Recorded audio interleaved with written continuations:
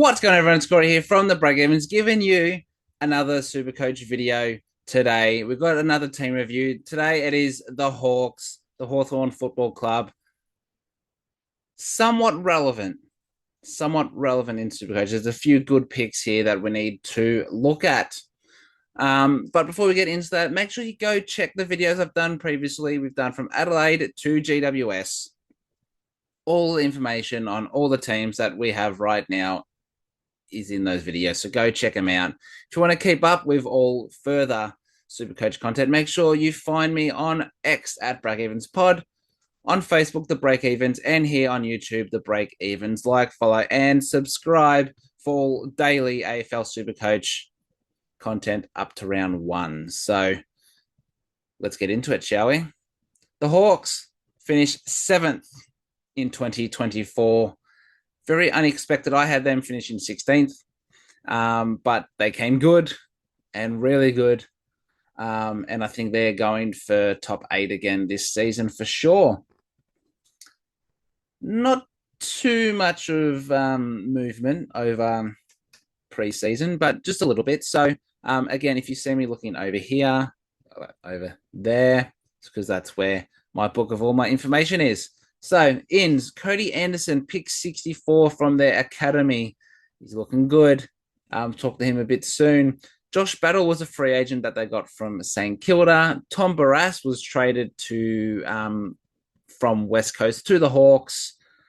Matt Hill was a Category B rookie.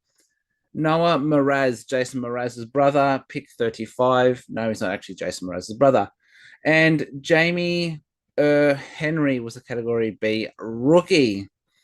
So you look there, Battle and Barrass, 2 defenders in, which is what they really needed. So Barrass will be great. Battle is decent if he can stay fit. The out, Josh Bennett was delisted. Denver Granger Barrass was also delisted. I think pretty stiff there. Cooper Stevens delisted. Jack O'Sullivan delisted. Ethan Phillips delisted. It was big on him last year. Clay Tucker was delisted, and Chad Wingard retired. Not a lot of best 22 players there. You know, Wingard's just injured all the time, so it didn't really matter. Granger Barrass was stiff though. He's a good young player. Hopefully, he gets picked up somewhere else. But apart from that, no one else were really going to make the side this season. So preseason news, there's not a whole lot. All we know is Josh Weddle could potentially be the backup ruckman. So they've got big Lloyd Meek there when he's off the field. Josh Weddle has been training as a backup ruck, which could help his Supercoach scoring. It's a bit interesting, but we'll see how that goes and if it actually happens. Next in Battle and Barrass, it looks like they will be freeing up James Sicily. So if Sicily plays in defense, we'll get to that very soon. With Battle and Barrass there, he could float around and intercept everything. And Will Day is looking strong and looking fit. Potential breakout. We'll talk about him very soon, but he's looking very good at the moment. That is all the preseason news that we got from Hawthorn. There wasn't a whole lot there. So let's go through the Supercoach selection. So the primos, James Sicily, 532k defender. With Battle and Barrass, does he get freed up?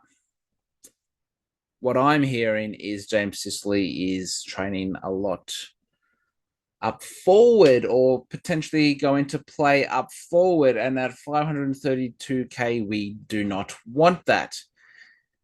If we know that he is guaranteed just to play defense all season, then he is an absolute lock at 532k.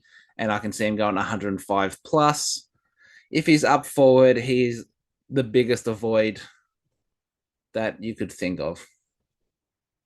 So you have to watch preseason news, Where is he playing in training? Where does he line up in preseason games? If it's in defense, he's a lock, but you still got in your mind that, hang on, if he's been training forward, they could just put him up forward at any given moment. So really tough one. Jai Newcomb is next at 529k as a midfielder. Can he push 110? Last couple of seasons going up and up and up. Can he get past the 110? A lot of people will be looking to jump on Newcomb as a pod selection. I don't blame you. But he needs to get 110 plus to be a good selection. So if you think he can do that, then jump on him if you want. If you don't think to, then I'd probably just avoid him. Lloyd Meek at 557k as a ruck.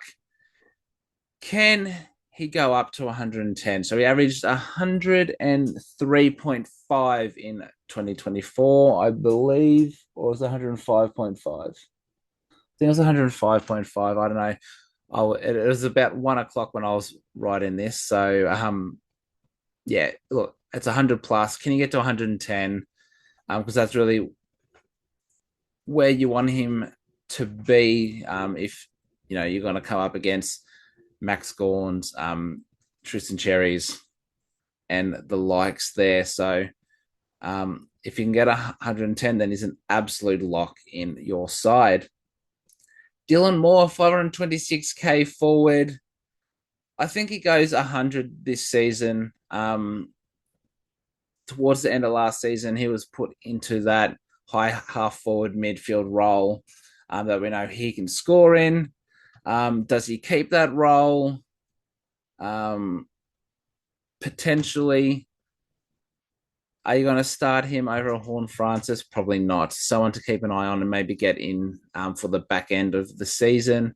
Still depends what happens in that forward line. So I think he can go 100 though. So keep an eye. Mid price and value. So Josh Weddle, 394k defender. We're just waiting for this guy to break out. And with that potential of a backup role, that could be this season. So we know how good he is. He can run, he can kick, he can jump. Because if they're looking to get him back up ruck and slightly undersized, you need to be able to jump. But if he can get the ball off that half back, and then maybe just be around the ball a little bit more because of that backup ruck role, we could see 95 to 100 from Josh Weddle. We get to see him at his best, so keep an eye. A lot of people are on him for a breakout. Speaking of breakouts, Will Day, 491k midfielder. He was one of the first in my very first draft that I did with the team picker in December. I think it's his breakout year. If he can stay fit, can he go 105 to 110? You're hoping for 110. If you think he doesn't get that, then he probably isn't a selection. But there's him and Newcomb, very different players. Your John Newcomb's more of that bull, where your Will Day is more of that distributor sort of midfielder. So someone to keep an eye on. He's on my watch list. Let's just say that. Next is Connor McDonald at 400k as a forward. Can he break 90 plus? He had a good end to last season. I was thinking about having him at the start of the season. Thankfully, didn't go him because he was spudding it up. But towards the end, he slid into that high half forward role, was getting plenty of the ball, and finished the season strong. So can he get 90 plus this season? Could be someone going under the radar at 400k in our forward line, especially if Jack McRae looks to be playing mainly forward for St Kilda. Then McDonald's just 20k more expensive, and you could potentially get a 95 plus guy, but probably wait and see. The rookies got Cody Anderson, 113K mid. He's impressed so far. And he's putting his hand up for potentially best 22 come round one. Is he best 22? Probably not at this stage. He's probably the sub, which is annoying. I hate this sub rule. Let's just get rid of the sub rule. Nothing worse than a guy playing his first game of AFL football and he's the sub and he plays like 10 to 15 minutes. It's bull crap. Just give teams an extra person on the bench. So if someone does get injured, you still have 4 guys there. Come on, AFL. But Anderson, I've heard nothing but good news from him. So keep an eye. He might get a few games this season. And Mitch Lewis at 178K forward. Can he stay fit? He's going to be the number 1 guy in that forward line. Might get some help from James Sicily. Hopefully not. But I think he can get an 80 plus average if he stays fit. He's going to be the main guy. They're going to look to go through him, marks, goals. Couple years in the system, his body's getting bigger. Someone who's slightly going under the radar, I feel, at the moment, because you have Tom Lynch there, who's 5K more expensive, and obviously he has that higher ceiling. So keep an eye on Mitch Lewis. Hopefully he can stay fit. That's all of that. So let's go through the buys and the fixtures. So the Hawks play in opening round. So they have the round 4 bye with Essendon. So if you wanted to go a Will Day or a Weddle, Newcomb, Dylan Moore, if you want to risk it with a James Sicily, you probably could because you're not probably starting any Essendon blokes unless it's Zach Merritt. But we all know Zach Merritt is the guy you get around the buys because he just finishes so strong. So that's a good buy for them. And they have the round 15 buy where you have Adelaide, Hawthorn, the D's and the Eagles. So not a bad. It's a 50-50 buy that because realistically you might have a Sicily, and depending, maybe a Dylan Moore or a Will Day or a John Newcomb. At that point. So Adelaide, you've got your Laird Dawson. If Pete Lynn's doing well or coming, you've got them. Melbourne, you've got Gawn, Petrarca, and Oliver. Then the Eagles, if Matt Flynn is still kicking, you might have him.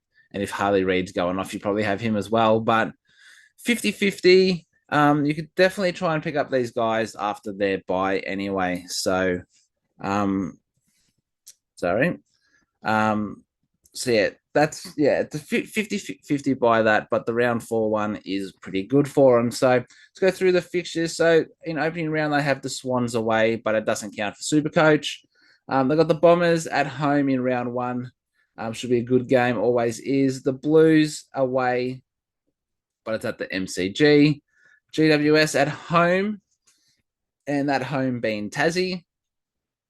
Round 4 bye, they play Port at Gather Round away. That should be a very, very fun one, especially what happened in the semi last season. And the Cats away, but it's at the MCG, which is always a good one. So tough start for Hawks. And unfortunately their fixtures get a little bit tougher. So they play the Adelaide Crows twice, the Lions twice, the Blues twice, the Pies twice, the D's twice, and Port twice. So it's really going to show how far they have come as a side. Last season, they had a bit easier fixtures. This season's going to be a lot harder. So if they can make the 8, then they are the real deal. I still think they make the 8. I think they finish 6th, possibly. That's my guess. But tough fixtures, so we'll just have to wait and see. But that's going to do it for this video. The Hawks are done. If you haven't seen any of the other videos, make sure you go check them out. Heaps of content. They're only around 20 minutes, so nice and easy. You can watch one on your lunch break. Um, and if you want to keep up with all AFL Supercoach content, you can find me on X at Breakevens Pod, on Facebook, the Breakevens, and here on YouTube, the Breakevens. So like, follow, and subscribe for more daily AFL Supercoach content coming all the way up to round one. We'll see you tomorrow with another video. And until next time, it's bye for now.